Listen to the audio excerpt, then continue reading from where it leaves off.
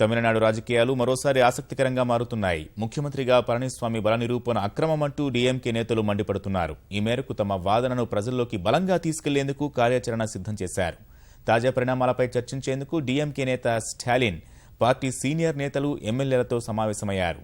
శాసనసభలో గందరగోళం, డీఎంకే నేతలపై కేసులకు వ్యతిరేకంగా ఈ నెల 22వ తేదీన అన్ని జిల్లాల్లో నిరాహార దీక్షలు నిర్వహించాలని పార్టీ శ్రేణులకు పిలుపునిచ్చారు.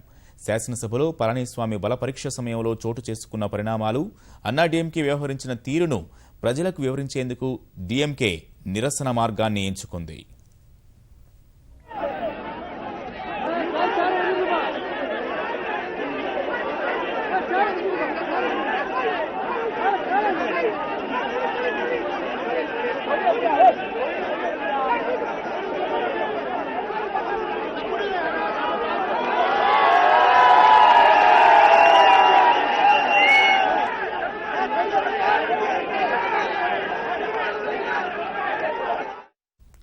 తమిళనాడు ముఖ్యమంత్రి పళనిస్వామి ఆ రాష్ట్ర గవర్నర్ విద్యాసాగర్ రావుతో సమావేశమయ్యారు. శనివారం బల నిరూపణ సమయంలో శాసనసభలో చోటు చేసుకున్న గందరగోళ పరిణామాలపై ముఖ్యమంత్రి గవర్నర్కు వివరణ ఇచ్చినట్లు తెలుస్తోంది.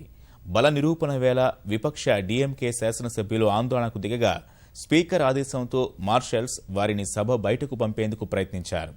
డీఎంకే సభ్యులు వారిని ప్రతిఘటించడం వల్ల గందరగోళం చోటు చేసుకుంది.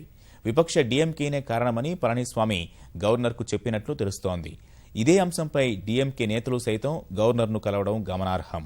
మాజీ ముఖ్యమంత్రి పన్నీర్ సెల్వం సైతం గవర్నర్తో భేటీ కానున్నారు. కాగా విపక్ష నేత స్టాలిన్తో పాటు ఆ పార్టీకి చెందిన 63 మంది శాసనసభ్యులు, 2 ఎంపీలపై పోలీసులు కేసుల్ని నమోదు చేశారు.